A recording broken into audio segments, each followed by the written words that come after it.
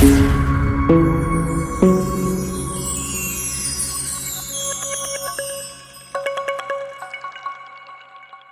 વિદ્યાર્થી મિત્રો, ગ્લોબલ લાઈવમાં આપ સર્વેનું સ્વાગત છે. હું નરેન્દ્ર જોશી અને આપણે ધોરણ 10ના પ્રથમ ચેપ્ટર રાસાયણિક પ્રક્રિયાઓ અને સમીકરણોમાં હવે નેક્સ્ટ આપણે જોઈશું વિસ્થાપન પ્રક્રિયા. વિદ્યાર્થી મિત્રો, વિસ્થાપન પ્રક્રિયા સમજતા પહેલાં આપણે એક પ્રવૃત્તિ જોઈ લઈએ, જેમાં બે કસનળી લઈશું. એટલે હાલ આપણે પ્રથમ કસનળીની વાત કરીએ તો પ્રથમ કસનળીની અંદર એક દ્રાવણ ભરશું. એ તમે ભૂરા રંગનું દ્રાવણ જોઈ શકો છો, CuSO4. CuSO4 એટલે વિદ્યાર્થી મિત્રો કોપર સલ્ફેટનું દ્રાવણ, અને એની અંદર બે લોખંડની ખીલી ડૂબાડીશું.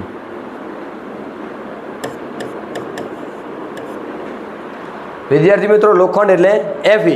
આપણે CuSO4નું દ્રાવણ લીધું અને એની અંદર લોખંડની બે ખીલી ડૂબાડી. જો વિદ્યાર્થી મિત્રો લોખંડની ખીલી પર કાટ લાગેલો હોય તો કાચ પેપરનો ઉપયોગ કરી અને કાટને દૂર કરશું અને ત્યારબાદ લોખંડની ખીલીનો ઉપયોગ કરશું. હવે વિદ્યાર્થી મિત્રો, આ જે આપણે રચના બનાવી છે કે એક કસનળી લીધી, એની અંદર CuSO4નું દ્રાવણ કેવા રંગનું છે તો વાદળી રંગનું. આ વાદળી રંગના દ્રાવણમાં આપણે લોખંડની બે ખીલીઓ ડૂબાડી અને 20 મિનિટ રાહ જોઈશું. અને ત્યારબાદ આપણે નિરીક્ષણ કરશું તો વિદ્યાર્થી મિત્રો એ કસનળીની અંદર રહેલું જે વાદળી રંગનું દ્રાવણ છે એ આછા લીલા રંગમાં ફેરવાય છે.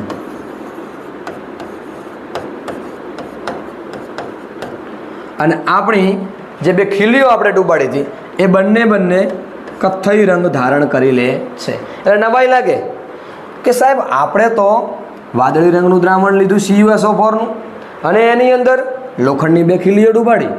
થયું શું એવું કે જેના કારણે આ લોખંડની ખીલીઓ શેમાં ફેરવાય તો કે કથ્થઈ રંગ ધારણ કર્યો અને દ્રાવણનો રંગ પણ બદલાઈ ગયો. કયો રંગ બની ગયો?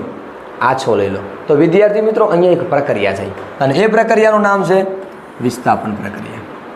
હવે શું જોયું અહીંયા એ આપણે એની વ્યાખ્યા સમજશું અને ત્યારબાદ જો વ્યાખ્યા ક્લિયર થાય તો આ પ્રવૃત્તિ ખબર પડે. વિદ્યાર્થી મિત્રો, વિસ્થાપન પ્રક્રિયા એટલે વધુ સક્રિય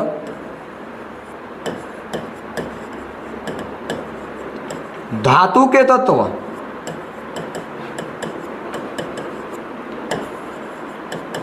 ઓછા સક્રિય ધાતુ કે તત્વને તેના દ્રાવણમાંથી કહી શકો અથવા સંયોજનમાંથી પણ કહી શકો, સંયોજનમાંથી દૂર કરે છે. આ પ્રક્રિયાને વિસ્થાપન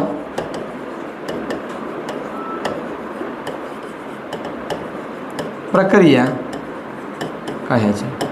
વિદ્યાર્થી મિત્રો, વિસ્થાપન પ્રક્રિયા એટલે વધુ સક્રિય ધાતુ કે તત્વ ઓછી સક્રિય ધાતુ કે તત્વને તેના દ્રાવણ કે સંયોજનમાંથી દૂર કરે છે. અને આ પ્રક્રિયાને વિદ્યાર્થી મિત્રો શું કહીશું? વિસ્થાપન પ્રક્રિયા કહે છે. વિદ્યાર્થી મિત્રો જુઓ, અહીંયા આપણે એક એક્ઝામ્પલ લીધું કે CuSO4ની અંદર શું ડૂબાડ્યું? લોખંડની બે ખીલીઓ પ્લસ Fe. હવે અહીંયા શું થશે તો નોર્મલી વિદ્યાર્થી મિત્રો પ્રાઇમરી લેવલે આપણે ભણીને આવ્યા કે Fe છે એ Cu કરતાં વધુ સક્રિય થશે. શું? વ્યાખ્યા અનુસાર વધુ સક્રિય ધાતુ ઓછી સક્રિય ધાતુને તેના દ્રાવણમાંથી દૂર કરે છે. એટલે આ શું કરશે તો આ Fe છે એ Cu ને એના દ્રાવણમાંથી દૂર કરશે.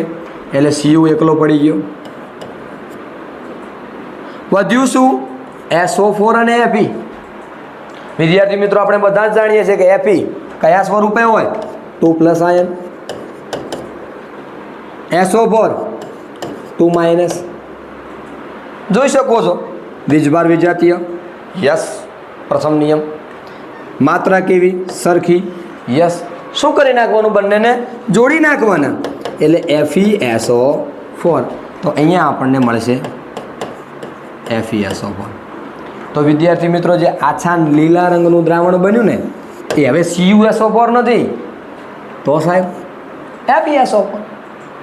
એવી જ રીતે તમે અહીંયા જોયું કે કથ્થઈ રંગ દેખાય છે, એ કથ્થઈ રંગ શેનો છે? Cu નો. લોખંડની ખીલીઓ પર કોપરનું આવરણ બન્યું. કોપર નોર્મલી વિદ્યાર્થી મિત્રો કયા રંગનું હોય? કથ્થઈ રંગનું. હવે ખ્યાલ આવી ગયો છે કે CuSO4 ના દ્રાવણમાં લોખંડની ખીલી ડૂબાડી તો શું થયું? તો આ Fe છે એણે CuSO4 માંથી Cu નું વિસ્થાપન કર્યું, એટલે શું બન્યું? તો FeSO4 અને Cu. આ પ્રક્રિયા એટલે વિદ્યાર્થી મિત્રો વિસ્થાપન પ્રક્રિયા. હવે વિદ્યાર્થી મિત્રો, તમને એક પ્રશ્ન થતો હશે કે સાહેબ તમે અહીંયા કીધું કે Fe એ Cu કરતાં વધુ સક્રિય, પણ સાહેબ અમે પ્રાઇમરી લેવલે ભણ્યા પણ અમને યાદ નથી. તો વિદ્યાર્થી મિત્રો, આ જો સમજવું હોય કે કોણ કોના કરતાં વધુ સક્રિય, તો આપણે સક્રિયતા શ્રેણી યાદ રાખવી પડશે. ચલો તો વિદ્યાર્થી મિત્રો, હું તમને સક્રિયતા શ્રેણી કરાવી લઉં કે જેથી તમારે આવા પ્રશ્નોમાં કોઈ પ્રોબ્લેમ થાય નહીં. તો અહીંયા લખીએ, સક્રિયતા શ્રેણીમાં સૌથી પહેલું આવશે K, ત્યારબાદ Na,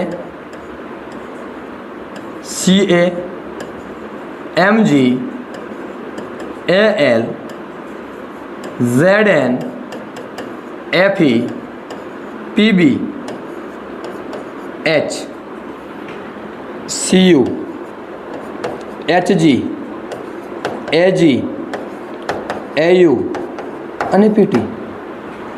વિદ્યાર્થી મિત્રો, K એટલે પોટેશિયમ, Na એટલે સોડિયમ, Ca એટલે કેલ્શિયમ, Mg એટલે મેગ્નેશિયમ, Al એટલે એલ્યુમિનિયમ, Zn એટલે ઝિંક, Fe એટલે આયર્ન એટલે લોખંડ, Pb લેડ જેને શીશુ પણ કહીશું, H hydrogen, Cu copper, Hg mercury, Ag silver એટલે કે ચાંદી, Au ગોલ્ડ સોનું, Pt પ્લેટિનમ.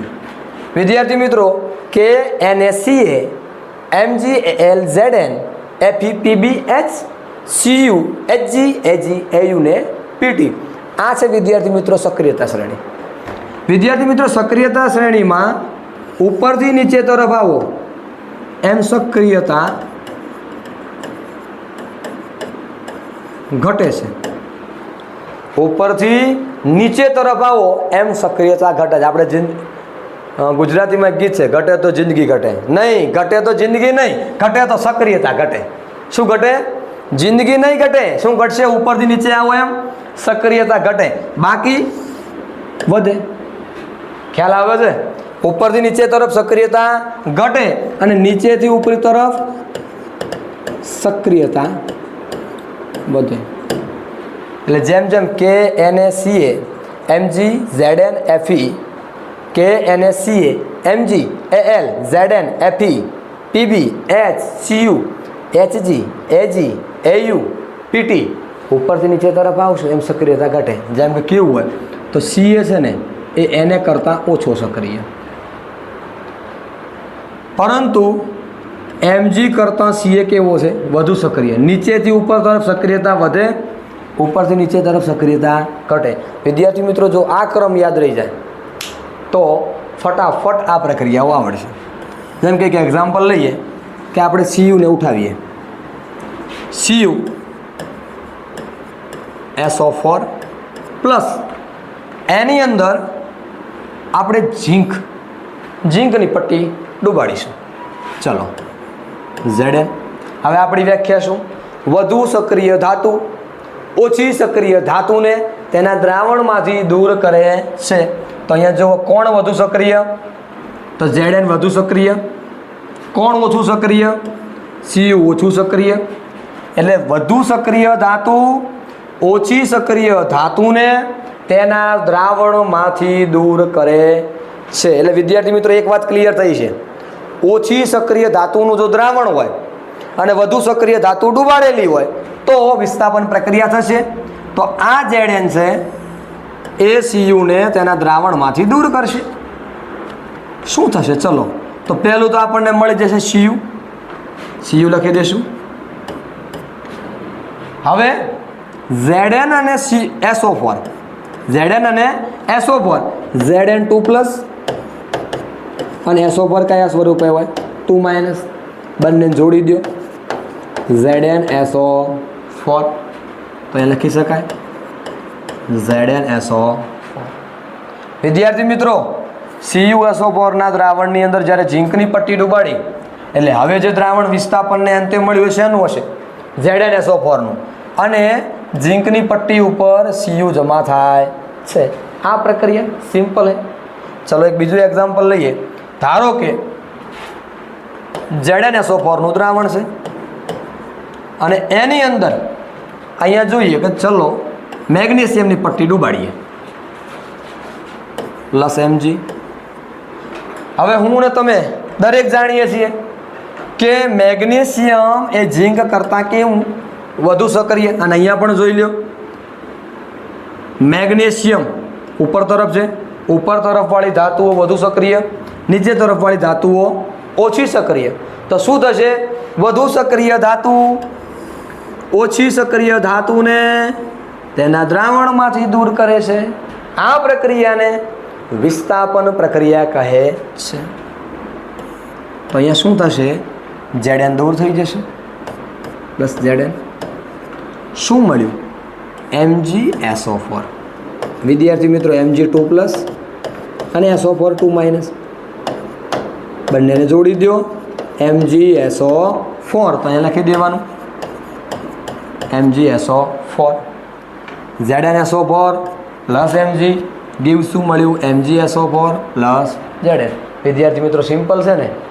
વિસ્થાપન પ્રક્રિયા એકદમ સહેલી વાત છે, માત્ર આવડવું જોઈએ. જો સક્રિયતા શ્રેણી કમ્પ્લીટ આવડે તો વિસ્થાપન પ્રક્રિયા એકદમ સહેલી. જેટલા ઉદાહરણ લખવા હોય એટલા લખી શકાય. ચલો એક બીજું એક્ઝામ્પલ લઈએ, Fe નું લઈએ કે ભાઈ FeSO4 પ્લસ ચલો એલ્યુમિનિયમની પટ્ટી ડૂબાડીએ એની અંદર +Al. હવે અહીંયા જુઓ કોણ વધુ સક્રિય? તો Fe ઓછું સક્રિય છે, એલ્યુમિનિયમ વધુ સક્રિય છે. વધુ સક્રિય ધાતુ ઓછી સક્રિય ધાતુને તેના દ્રાવણમાંથી દૂર કરે. તો ચલો પહેલું તો અહીંયા Fe લખી નાખશું. વધ્યું શું? Al અને SO4. વિદ્યાર્થી મિત્રો, આપણે બધા જ જાણીએ છીએ કે એલ્યુમિનિયમ કયા આયન સ્વરૂપે હોય? તો Al3+.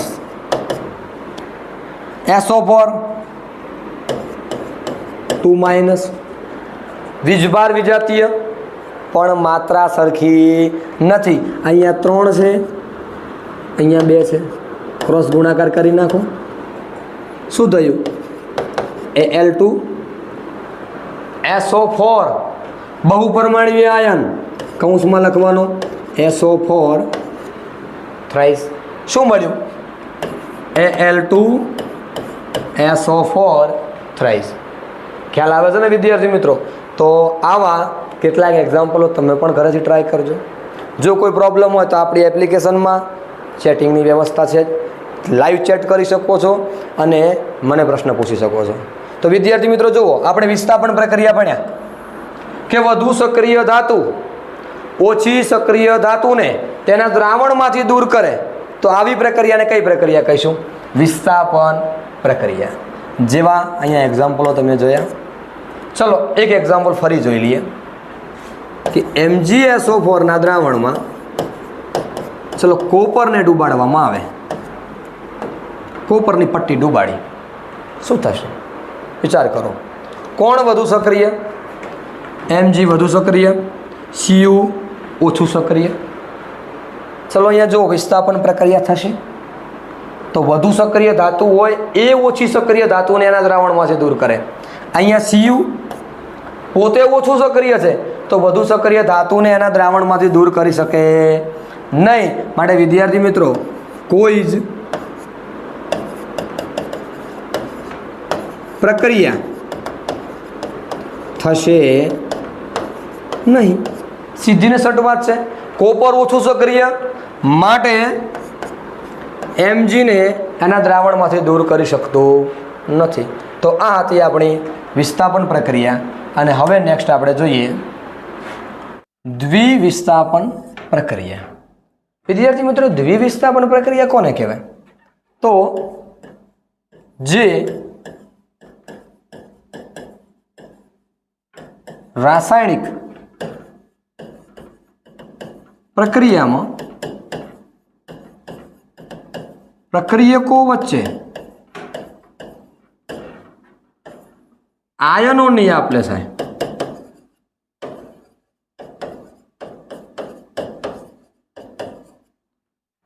શું થાય? જે પ્રક્રિયામાં પ્રક્રિયકો વચ્ચે આયનોની આપ લે થાય તે પ્રક્રિયાને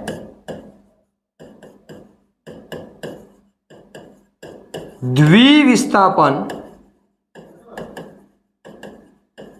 પ્રક્રિયા કહે છે. જે રાસાયણિક પ્રક્રિયામાં પ્રક્રિયકો વચ્ચે આયનોની આપ-લે થાય તે પ્રક્રિયાને દ્વિવિસ્થાપન પ્રક્રિયા કહે છે. એક એક્ઝામ્પલ લઈએ વિદ્યાર્થી મિત્રો. લેડ નાઇટ્રેટની કોની સાથે? પોટેશિયમ આયોડાઇડ સાથેની પ્રક્રિયા. તમને યાદ આવતું છે કે આપણે રંગમાં પરિવર્તનમાં આ જ એક્ઝામ્પલ લીધું હતું. શું કર્યું હતું? લેડ નાઇટ્રેટની પોટેશિયમ આયોડાઇડ સાથે પ્રક્રિયા. શું મળ્યું?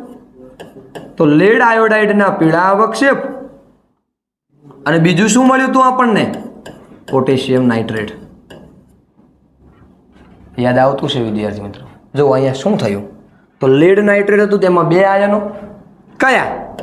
તો કે Pb2+ અને NO3-. પોટેશિયમ આયોડાઇડ એમાં બે આયનો K+ અને I-.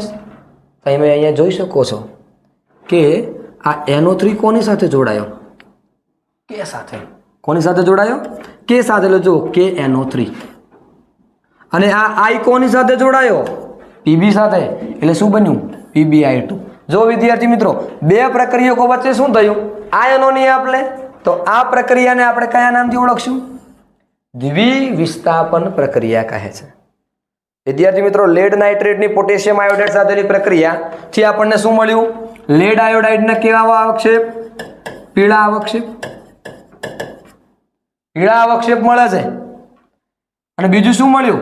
તો પોટેશિયમ નાઇટ્રેટનું દ્રાવણ. અને અહીંયા શું થયું? આયનોની આપ-લે. તો આ પ્રક્રિયાને આપણે કયા નામથી ઓળખશું? દ્વિવિસ્થાપન. એવું એક બીજું એક્ઝામ્પલ જોઈએ. સોડિયમ સલ્ફેટ Na2SO4 અને BaCl2 બેરિયમ ક્લોરાઇડ. આ બંને વચ્ચેની પ્રક્રિયા જોઈએ. શું મળે છે? સોડિયમ એટલે Na+ અને સલ્ફેટ એટલે SO4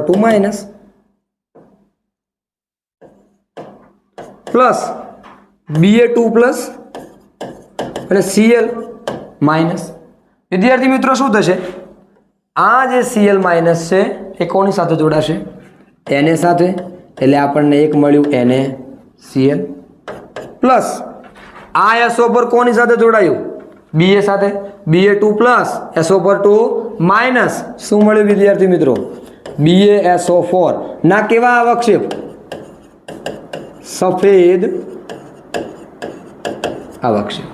વિદ્યાર્થી મિત્રો તમે અહીંયા જોઈ શકો છો સોડિયમ સલ્ફેટની બેરિયમ ક્લોરાઇડ સાથેની પ્રક્રિયાથી શું મળ્યું આપણને? બેરિયમ સલ્ફેટના કેવા અવક્ષેપ? સફેદ અવક્ષેપ અને સોડિયમ ક્લોરાઇડનું દ્રાવણ મળે છે. વિદ્યાર્થી મિત્રો આ બંને પ્રક્રિયાઓ કેવી પ્રક્રિયાઓ છે?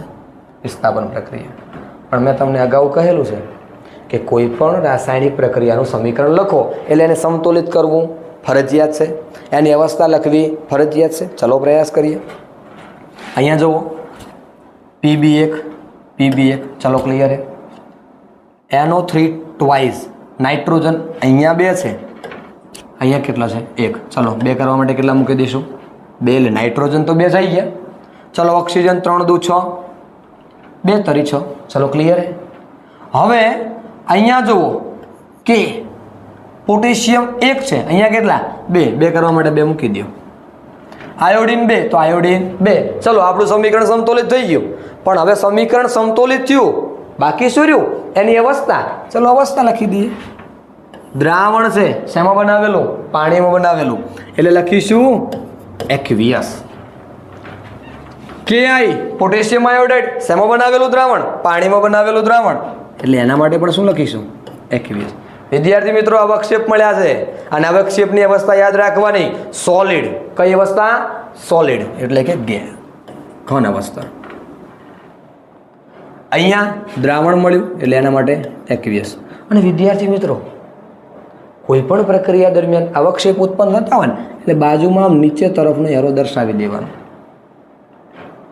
આમ બાજુમાં નીચે તરફનો એરો દર્શાવી દેવાનો હવે એવું જ અહીંયા જોઈએ Na2SO4 ની બેરિયમ ક્લોરાઇડ સાથેની પ્રક્રિયામાં જોઈએ તો જુઓ અહીંયા સોડિયમ 2 અહીંયા સોડિયમ કેટલા છે 1 વિદ્યાર્થી મિત્રો અહીંયા 2 મૂકી દઈએ ચલો અહીંયા સલ્ફર 1 અહીંયા સલ્ફર 1 ચલો ડન હે અહીંયા ઓક્સિજન 4 અહીંયા ઓક્સિજન 4 ચલો ક્લિયર હે અહીંયા Ba1 કમ્પ્લીટ Cl2 અને Cl2 ચલો સમીકરણ સમતોલિત થઈ ગયું હવે વિદ્યાર્થી મિત્રો અહીંયા જુઓ Na2SO4 નું કેવું દ્રાવણ જલીય દ્રાવણ તો એક્વિયસ લખશું BaCl2 નું જલીય દ્રાવણ એટલે શું લખશું એક્વિયસ પણ અહીંયા જુઓ શું મળ્યા સફેદ અવક્ષેપ કોના બેરિલિયમ સલ્ફેટના તો બેરિયમ સલ્ફેટના અવક્ષેપ મળે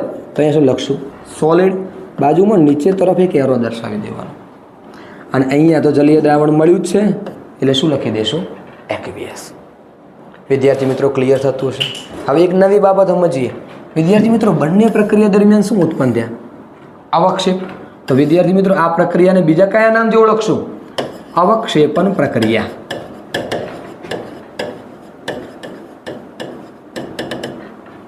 અવક્ષેપન પ્રક્રિયા કોને કહેવાય જે પ્રક્રિયામાં નિપજના નિર્માણની સાથે અવક્ષેપ ઉત્પન્ન થાય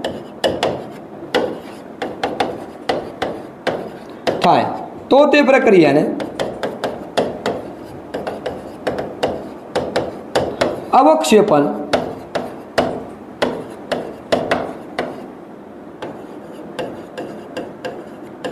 પ્રક્રિયા કહે છે અને બંને એક્ઝામ્પલ તમે જોઈ લો અહીંયા પણ અવક્ષેપ ઉત્પન્ન થયા અહીંયા પણ અવક્ષેપ ઉત્પન્ન થયા એટલે વિદ્યાર્થી મિત્રો દ્વિવિસ્થાપન પ્રક્રિયાને બીજે કયા નામથી ઓળખશું અવક્ષેપન પ્રક્રિયા પણ કહે છે ઘણીવાર પ્રશ્ન પૂછે કે દ્વિવિસ્થાપન પ્રક્રિયાને શા માટે અવક્ષેપન પ્રક્રિયા કહેવાય તો વિદ્યાર્થી મિત્રો લખવાનું કે આ પ્રક્રિયા દરમિયાન નિપજના નિર્માણની સાથે શું ઉત્પન્ન થાય છે અવક્ષેપ માટે અવક્ષેપન પ્રક્રિયા અને જો એકલું સિંગલ પૂછે કે અવક્ષેપણ પ્રક્રિયા ઉદાહરણ સમજાવો તો વ્યાખ્યા લખશો જે પ્રક્રિયામાં નિપજના નિર્માણની સાથે અવક્ષેપ ઉત્પન્ન થાય તે પ્રક્રિયાને અવક્ષેપણ પ્રક્રિયા કહે છે અને આ બંને ઉદાહરણ લખી દેવાના તો વિદ્યાર્થી મિત્રો આપ સર્વેને ખ્યાલ આવતો હશે ઘરે બેસીને પ્રેક્ટિસ કરજો અને વધુને વધુ ઉદાહરણો લખવાનો પ્રયાસ કરશો તો આ ટોપિક ક્લિયર થઈ જશે તો આપણું લેક્ચર આટલે રાખીએ છીએ અસ્તુ ભારત માતા કી જય હર મહાદેવ